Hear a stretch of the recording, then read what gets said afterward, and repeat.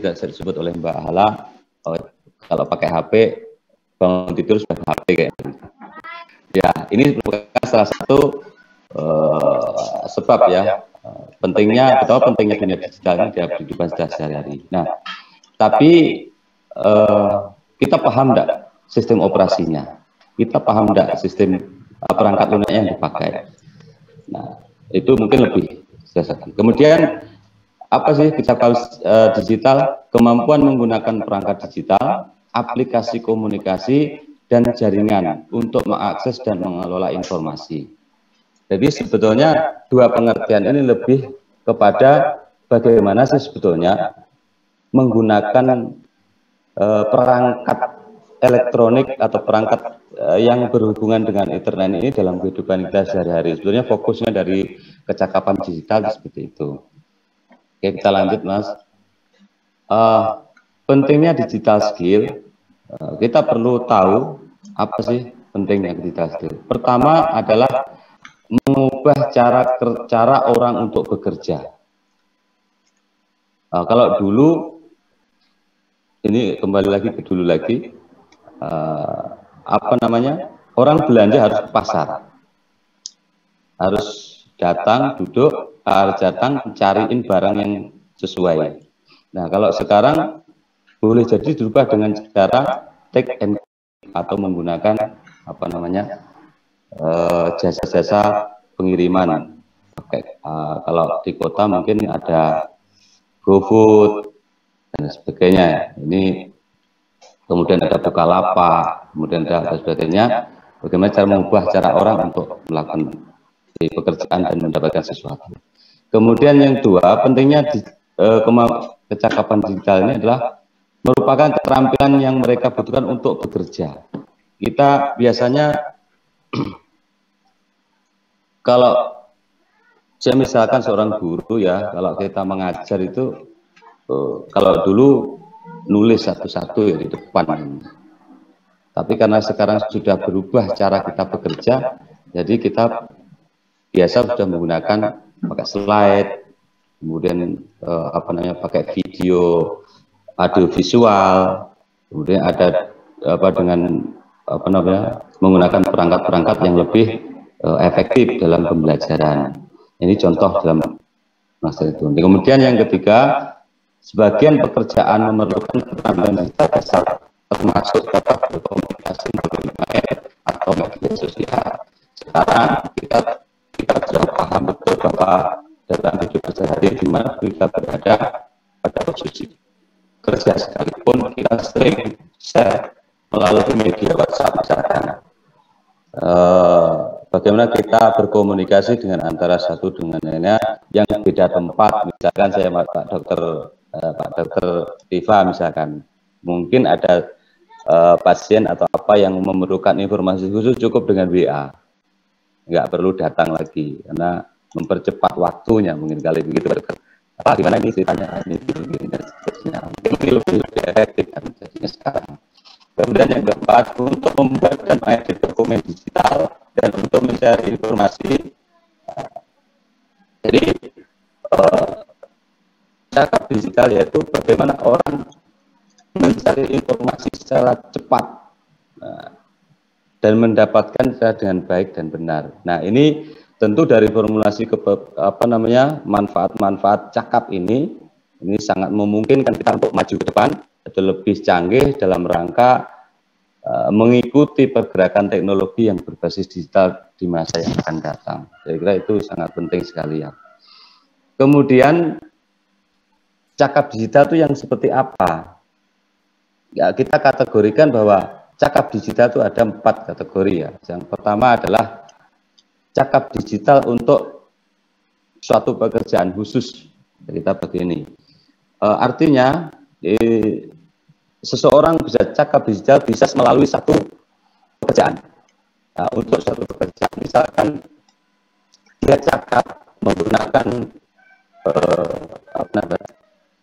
alat elektronik yang digital, seperti misalkan apa ya, mesin cetak printing itu kan pakai apa ya, mesin digital ya untuk cetakannya itu. dalam rangka untuk mencetak banner dan sebagainya itu kan pakai alat digital. Nah, ada cakapan-cakapan khusus yang memang diperuntukkan untuk pekerjaan tertentu. Misalkan lagi kayak jasa konstruksi. Jasa konstruksi juga memerlukan orang-orang yang ahli di bidang konstruksi. Nah, ada beberapa aplikasi-aplikasi khusus yang mendukung tentang aplikasi ini, tentang pekerjaan yang jasa konstruksi ini. Kalau misalkan yang tadi di printing itu bisa pakai, misalkan kita pakai Photoshop kah atau pakai apa lagi sebagainya. Jadi ini untuk kemampuan yang sifatnya khusus. Nah, kemudian yang kedua, cakap digital itu dalam rangka membackup pekerjaan. Ini lebih umumnya. Artinya orang bisa bekerja apa saja itu di backup dengan kemampuan dia untuk menguasai digital. Misalkan begini, orang mau berbelanja atau menjual sesuatu di media sekarang yang ada, misalkan ada OLX yang jual beli mobil, misalkan motor, kemudian ada Shopee, kemudian ada lagi Bukalapak, kemudian ada lagi Tokopedia dan lain sebagainya. Nah, ini membutuhkan kemampuan khusus. Bagaimana misalkan dia mau menjual sesuatu harus menguasai satu, bagaimana dia harus bisa masuk di aplikasi itu, kemudian bagaimana dia harus menjelaskan, kemudian mendisplaykan apa yang ia jual, maka dia harus menguasai secara digital guna untuk mendukung apa yang sudah seseorang lakukan ini. Jadi kemudian yang kedua, ketika saya contohkan itu yang sederhana, orang yang bekerja montir mobil misalkan, karena sekarang sudah berbasis digital, apa yang dibutuhkan di dalam memperbaiki sebuah mobil. Kalau ketika ada mobil yang rusak, maka yang diperlukan adalah alat detektor yang menggunakan digital. Nah, ini akan mempercepat waktu untuk melakukan pekerjaan. Dan banyak lagi misalkan pekerjaan-pekerjaan yang sangat membutuhkan keterampilan kecakapan digital ini. Dan ini sangat membantu di dalam kehidupan kita sehari-hari. Kemudian yang ketiga adalah cakap digital untuk membangun ekonomi. Maksudnya adalah kita sering ketemu teman, kemudian kita sering melakukan chatting via email, kemudian kita sering membuat relasi dengan mungkin perusahaan atau mungkin UMKM dan lain sebagainya yang di luar area kita, mungkin di luar kota atau di mana berada, maka konektivitas inilah dan cara membangun antar koneksi ini sangat memungkinkan dalam membangun sebuah kerangka ekonomis. Karena apa? Di situ ada terjalin hubungan timbal balik. Nah, kecakapan inilah dalam rangka ini maka sangat penting sekali untuk tercapainya regulasi ekonomi langsung ataupun tidak langsung. Kemudian cakap digital untuk keperluan bisnis. Kalau keperluan bisnis biasanya sekali ya. Ketika kita melakukan jual dan beli, maka kita memerlukan akun tertentu ataupun legalitas keamanan tertentu. Nah, ini membutuhkan kecakapan.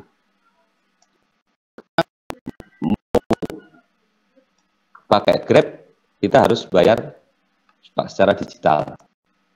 Misalkan tidak ada sekarang pakai uang tunai, bisa pakai. Kemudian kita membeli sesuatu di Shopee, maka kita harus pakai pakai dompet ya, bisa pakai GoPay ya. Shopee Pay ya, pakai Shopee. IP ya. Ada Shopee Pay, ada GoPay. Pakai Shopee atau GoPay itu berarti bagaimana cara memasukkan nominal keuangan kita di dalam GoPay itu. Nah, ini kan membutuhkan kecakapan tertentu. Tidak semua orang kadang-kadang bisa melakukan itu. Nah, kemudian marketing. Dalam sisi marketing, ini membutuhkan orang yang memahami betul-betul tentang digital, bagaimana dia menslide-kan, kemudian bagaimana dia menjelaskan sesuatu ketika dia punya barang mau dijual, atau dia memberi istilahnya memberikan gambaran tentang produk apa yang dia jual, kemudian dan sebagainya. Ini juga membutuhkan sesuatu yang khusus. Nah, untuk itu kecakapan digital ini tentu sangat penting, karena tidak bisa kita digeneralisir bahwa cakap secara untuk kerja itu berbeda lagi cakap ketika untuk mendukung pekerjaan, dan berbeda lagi ketika cakap untuk sebuah membangun ekonomi, berbeda lagi dengan keperluan bisnis sebagainya. Jadi 4 ranah inilah dari kecakapan digital bisa kita kita bisa pilah-pilah mana sebetulnya yang cocok untuk kita, dan ini tidak bisa digeneralisir. Nah, kemudian bagaimana mengembangkan digital skill? Digital skill itu bisa kita upayakan melalui sosial media. Banyak sosial media yang pernah tadi sudah disebutkan, di situ ada TikTok dan sebagainya, TikTok, WhatsApp, apalah dan sebagainya. Ini sebagai acuan. Terkadang kadang-kadang orang mengikuti sosial media itu hanya sebagai penikmat. Yang penikmat ini hanya sekedar untuk hiburan biasanya. Tapi sebetulnya di dalam sosial media ini banyak hal-hal penting yang bisa kita pelajari di dalamnya. Kemudian mengembangkan melalui mesin pencarian. Kita tahu bahwa di mesin pencarian itu ada Google ada Google misalkan. Kita pakai aplikasinya Google. Nah, di dalam mesin pencarian itu banyak sekali informasi-informasi yang kadang-kadang tidak valid atau hanya sebatas informasi-informasi yang menghiasi dunia maya ini. Bahkan kadang-kadang ada informasi yang tanpa didasari dengan sumber yang jelas. Maka kita harus memahami itu. Nah, kemudian mengembangkan kecakapan digital tadi bisa melalui analisis. Contoh yang sederhana, ketika kita mendapatkan informasi yang beredar di internet, maka kita seharusnya itu lebih waspada. Coba dianalisis dengan data yang sudah kita punya, informasi yang kita punya, kita ambil, kita analisis. Nah, ini sebagai cara-cara untuk mengembangkan cakapan digital.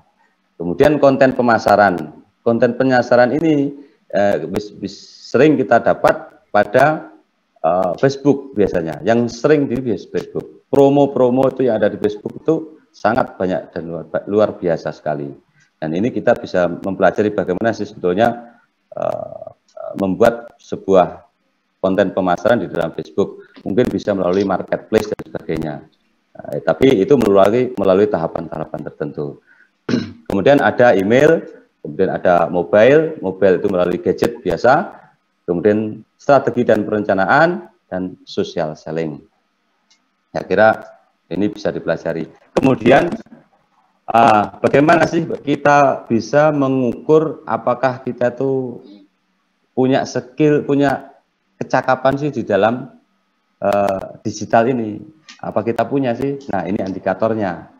Ada beberapa indikator yang mengukur apakah seseorang itu punya skill atau tidak.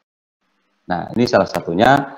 Nah, lalu keterampilan hijau, keterampilan atau cakap perangkat lunak untuk memahami konten. Yang pertama ini cakap di dalam perangkat lunak software ya. Software. Oke. Software. Mas Ahyar, waktu Anda tinggal 2 menit lagi. Monggo, silakan. Oke, yang software ini seperti spreadsheet, kemudian edit foto, pembentukan dokumentasi, edit foto, table, and chat, dan seterusnya. Yang kemudian yang kedua, keterampilan informasi. Itu keterampilan tidak harus info ya, tapi dia termasuk copy file, simpan file, upload file, kemudian menggunakan mencari informasi di media publik dan sebagainya. Kemudian networking, jaringan, dia memahami bentuk jaringannya, itu apakah dia harus terkoneksi dengan siapapun dan bagaimana cara berkoneksi, bisa melalui wifi, bisa melalui non wifi dan sebagainya. Kemudian problem solving yaitu ketika orang punya masalah, maka salah satunya cara dah cakap dia menggunakan area digital. Dia bisa menemukan solusi dalam dunia media ini.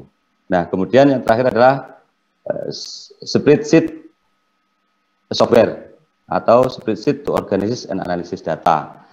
Ini penting, misalkan di Google kita ambil Google Form, misalkan di Google Drive ya, Google Form, Google Word, Google Excel, itu salah satu contoh dan ini bisa dipakai untuk data jika kita memerlukan data analisis dan sebagainya.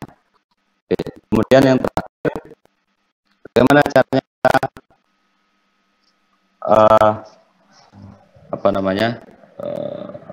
mendapatkan ini kemampuan digital. Caranya adalah read book, watch YouTube, find a teacher, take a course, teach other what you have learned, and get analytic. Jadi ada 6 atau 7 cara bagaimana kita mengembangkan kemampuan digital ini. Dan yang terakhir adalah menggunakan dengan cara online learning. Online learning dengan online learning. Jadi ada berbeda dengan digital learning. Kalau online learning adalah belajar dengan jarak jauh menggunakan elektronik berbasis internet. Tetapi kalau digital learning adalah mempelajari perangkat yang berbasis online itu untuk mengembangkan skillnya. Jadi lebih kepada lebihnya adalah praktis ya, lebih praktis di digital learning daripada online learning. Barangkali itu Mas Roni yang bisa saya sampaikan, dan kurang lebihnya mohon maaf. Terima kasih. Assalamualaikum warahmatullahi wabarakatuh. Waalaikumsalam warahmatullahi wabarakatuh. Terima kasih buat Bapak Ahyar Huda. Mohon maaf karena memang kita keterbatasan waktu.